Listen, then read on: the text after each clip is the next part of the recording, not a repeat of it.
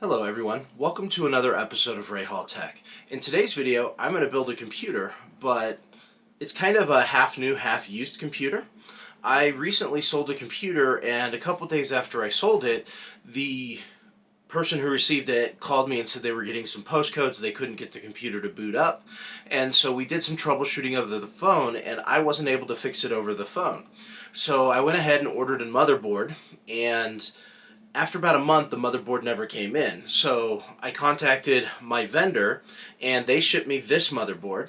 And when it came in, I contacted my client, and I asked when we could meet to fix their computer. And they said that they got everything working, they just forgot to tell me. And it was down for a couple of days. They did something, it worked. So in that entire month I was waiting for this board, they had their computer up and running and haven't had any problems since. And as a result, I'm using reclaimed parts. This is an AM3 Plus motherboard, and with a mix of new and old parts, I think this is going to be kind of a cool experience. So the motherboard here is an ASRock motherboard. It's a 970G 3.1. And the cool thing about this AM3 motherboard is it actually has an NVMe drive slot and USB Type-C on the back. You can see maybe in the camera, it'll focus right there, some USB 3. This motherboard is kind of unique. It was made in 2017, if I remember correctly. And with that, I don't have any FX CPUs. The only compatible CPU I had on hand at the moment is an AMD Athlon X2. It's an Athlon 2 X2 240. Sorry, their naming convention back then was really confusing. I really like just saying Ryzen some number now. It's much better. But we're going to get this computer going. I'm not going to do any benchmarks or anything like that on it because with that old CPU, it's just going to be dreadful. But my plan is to put Linux on here and use Wine or Proton to play games that don't work in Windows 10. For example, one of the games I have is Max Payne 2. I haven't been able to play that game since I upgraded to Windows 7. I was never able to get it work on Windows 7 and newer. So this is going to be a fun experience for me. Everything is going to be black and red based around this motherboard. So when I held up the motherboard, you saw a couple RAM sticks in it, and I've got these new Kingston Savage, and I'll be putting red RAM in it, and also the H510. I've never built in this case before, but it is the black and red version. I have an all-black Hyper 212 Evo for this old processor. And because I've never built in this case before, I have a couple of large fans. I may put those in the top as exhaust if they fit. If not, I won't be using those, but I've been using this brand of fan up here for a while now. They seem to work well. These ones have a controller because this motherboard doesn't have any RGB on it, but I plan to put these fans in and set them all to red and then have a completely black and red theme build. So let's get into that.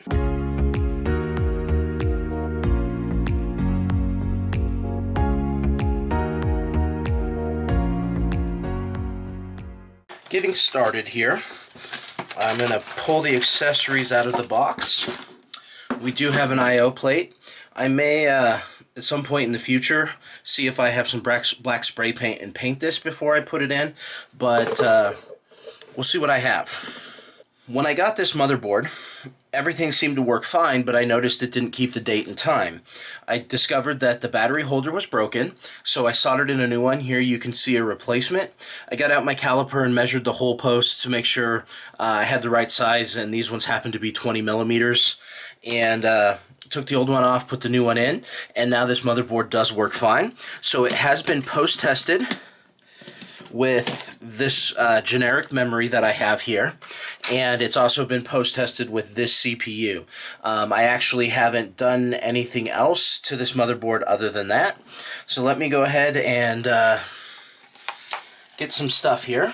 Alright, the first thing that I'm going to do is go ahead and put on the Adata Xpg Heatsink. You can see that the cooling pad starts here, goes all the way across this side, and then spreads out. That's because this part of the heatsink goes over this chip. I really don't think that this heatsink does a lot, but I'm putting it on because it has the red and black aesthetic that we're going for in this build.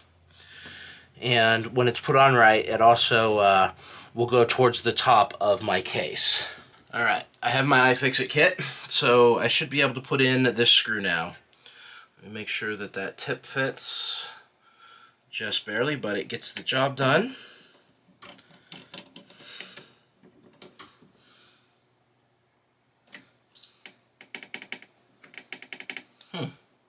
It's kind of interesting.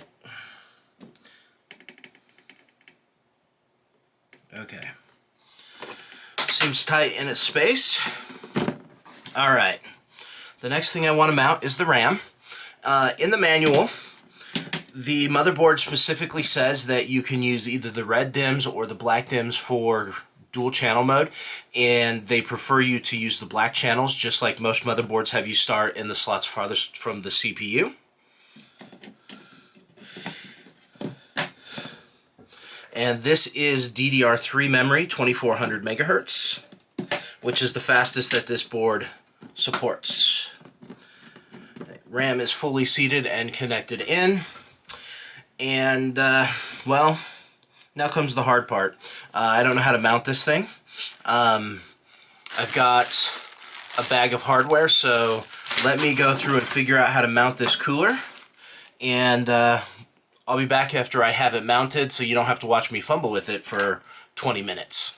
Here you can see now that I've got the Cooler Master assembled and put in place, so that's ready to go. Along with the RAM and the NVMe drive being installed, this computer is actually ready to go into the case. So let me get things swapped around, and I will bring the case up here and make sure that you can see what I'm doing, and then we'll get this computer assembled. Here I've got the case on the table. And the first thing I need to do is remove this fan, because I'm going to put in an RGB fan, and I want to put two RGB fans here. And also, I decided that I would go ahead and paint the I/O shields, just because I think it'll look better than the bright silver that it was. And usually taking out fans is pretty easy. 4 screws. They're usually a coarse thread screw, so they're pretty identifiable when you need to put new fans in. But let me get this out of my way so that I don't have any issues putting in my motherboard tray and I/O shield as a place to start.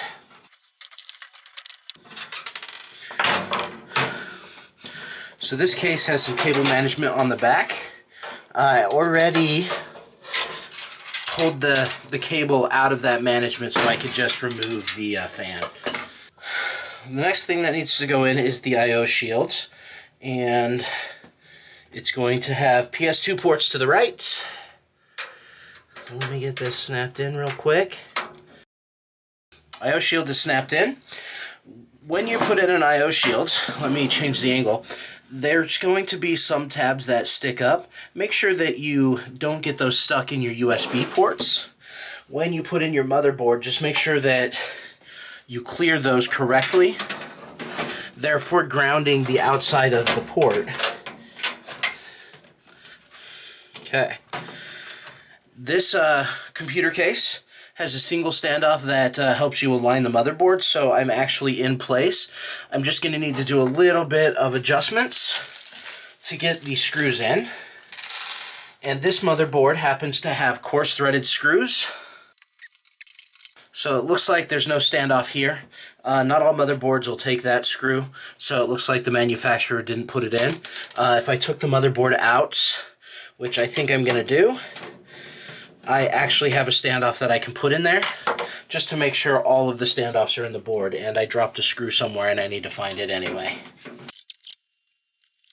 So you can use your iFixit toolkit or some other toolkit that has a socket that fits these, but NZXT, sorry, I forgot the name, actually includes this little adapter, so you can just use your screwdriver and the adapter that comes with it to put in your case stands. Okay. And it may be that a smaller motherboard might fit in here, a mini ATX, and that standoff would need to be moved, and that could be another reason they didn't include it. So again, we're going to put this back in now and make sure that we do not get any of our I/O shields plugged in incorrectly. And my screwdriver is not very magnetic, so I may end up dropping a few screws. I think the next thing I want to put in is my fans, because the only thing the video card needs is its 8-pin PCI connector, and I need to figure out how to route my cables. One of the weird things about this motherboard is the USB 3 connector is not on the edges. It's right here in the middle of the board, and I got to figure out how to route that cable. And fortunately it is black, so I'm thinking I can run it right under this heatsink, and you won't be able to see too much of it except for right here where it actually plugs in, and then I'll put in the fan.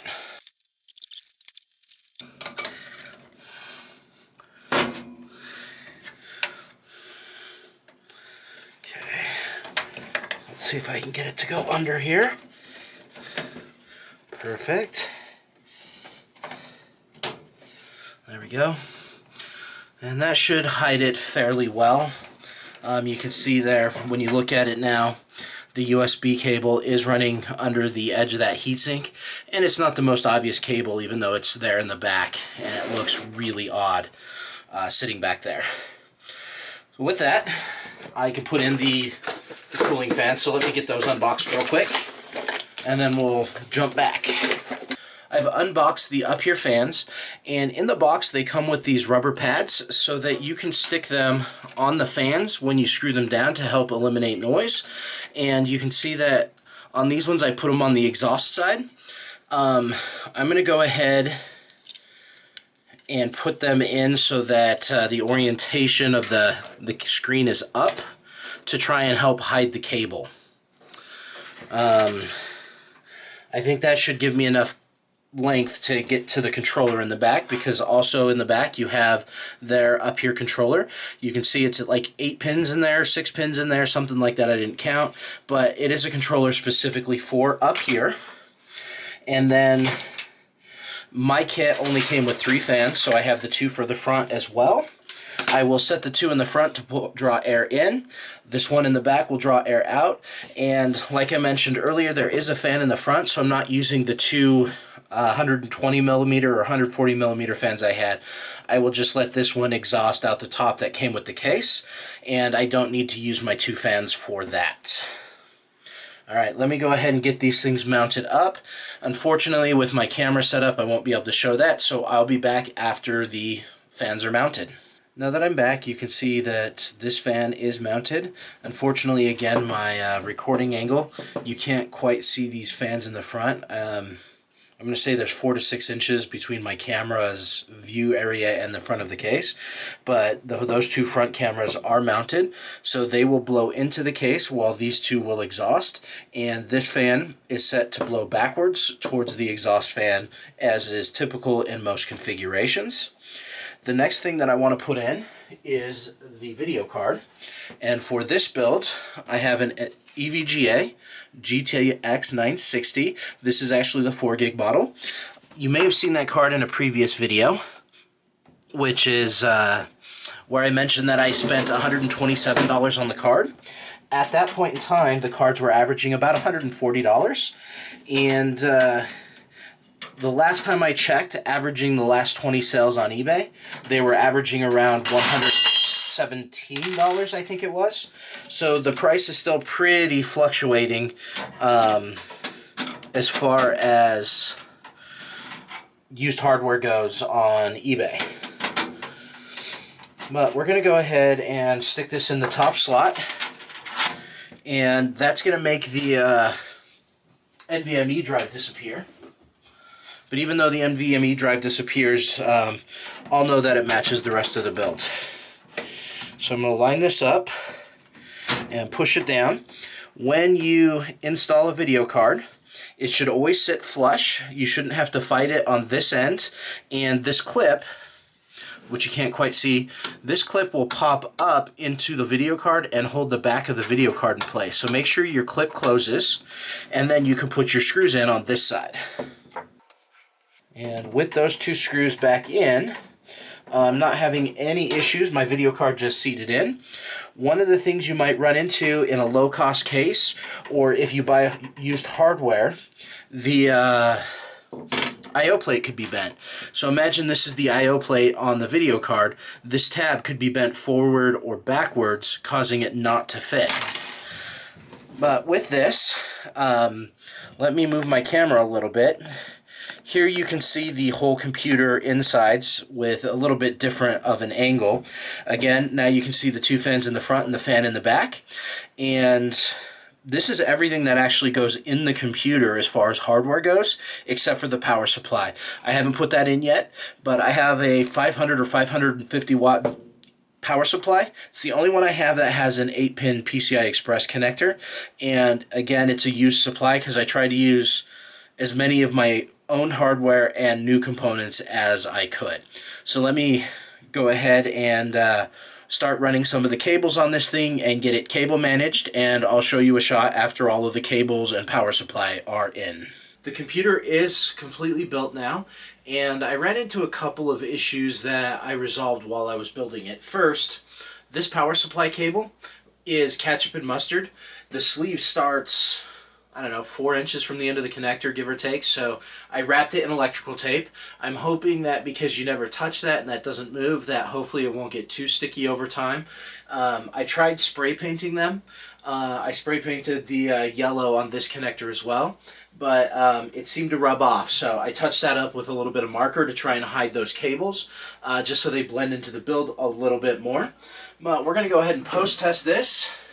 Flip the power supply on, and then hit the power button. Okay, the monitor is on. I see the light down there.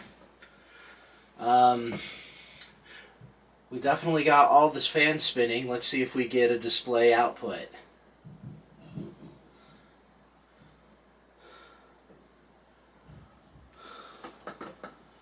Motherboard power. I didn't get... Oh, good. I was getting nervous there for a second. So this time, when I post-tested this after fixing the battery holder, it would boot automatically into the BIOS because there was no boot media. But obviously we're erroring out here because I have boot media. So on my red stick, just to match the red build, I'm going to go ahead and install Linux Mint. So let me go ahead and reboot that. And hopefully it just boots off the USB key and I don't have to jump through hoops, but we'll see. And I'm going to set myself to red on the LEDs. Turn it off real quick and then turn it back on. The instructions for these up here fans say that if you want to save it, the color settings, if you want to save them going forward, you have to shut them off and turn them back on. Once you do that, it'll remember that I set it to red inside of the controller going forward. Alright, so let me go ahead and get Linux Mint installed on this computer, and then I will go ahead and come back on when we can close out this video and have any closing thoughts that I run across as I set up this machine. Now that Linux Mint is installed, this computer is working well with one exception. I can't install the NVIDIA drivers for Ubuntu. Linux Mint is based on Ubuntu, and every time I install drivers, it comes back up and says that the system is running without video drivers. And so right now I have the open source drivers on here. I don't think it's a problem with the video card because I recently used this in converting an HP Z620 into a gaming PC. I didn't have any problems playing games or running this card in Windows with the official NVIDIA drivers, so I think it's something with Linux in this particular setup. So I will work on that and see if I can get that resolved.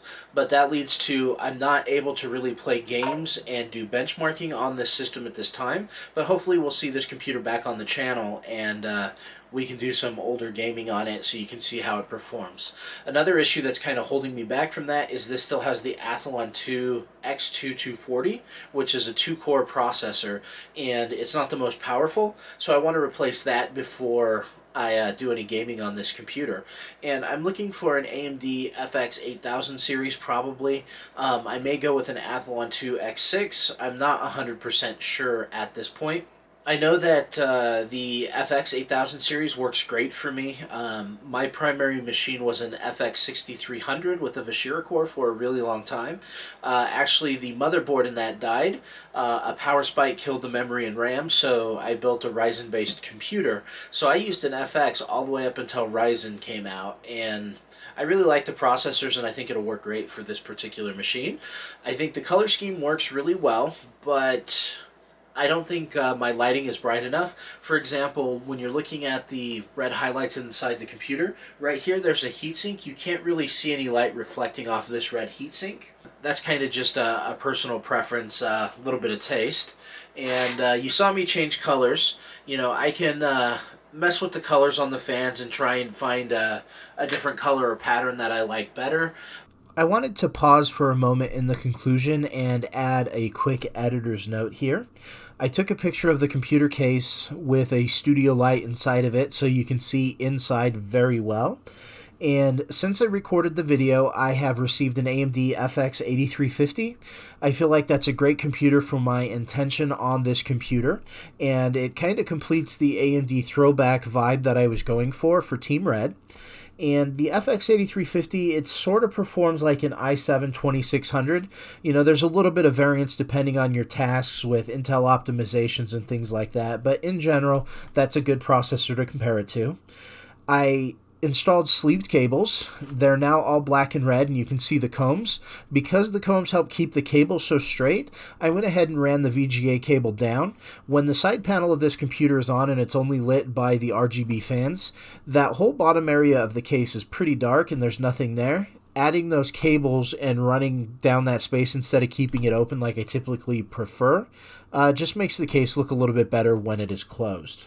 In the video, I also mentioned I was having problems with the drivers in Linux for this GeForce card. It looks like that's a pretty common problem, but after, I don't know, 45 minutes to an hour of troubleshooting, I was able to get it working, and it was a software problem, like I kind of figured. But once I got everything working, I started to test some things, and I was having okay luck, but my daughter's gaming computer, her video card died. I took this card out and gave it to her. So at the moment, this project is on hold because I don't have a video card in here. Hopefully, I will be able to get another video card at a reasonable price in this market, and I'll be able to bring the system back online here pretty quick. But for now, I'm going to go ahead and leave it as a completed build without a video card, and we'll go from there. So let's go ahead and get back into the conclusion of this video. Right now, I'm just going to leave it with the red and black because that's what I did. I really like the two-color or monochrome type cases. I built a white and black one in the past, but the lights ended up looking a little too blue for the white and black build. So I ended up RGBing that one because I didn't like the way the lights looked. Sorry. So if you like my content, definitely give me the thumbs up if you like this video and subscribe to my channel. And with that, I think that's going to be the end of this video, and I will see you in the next one. Thank you so much.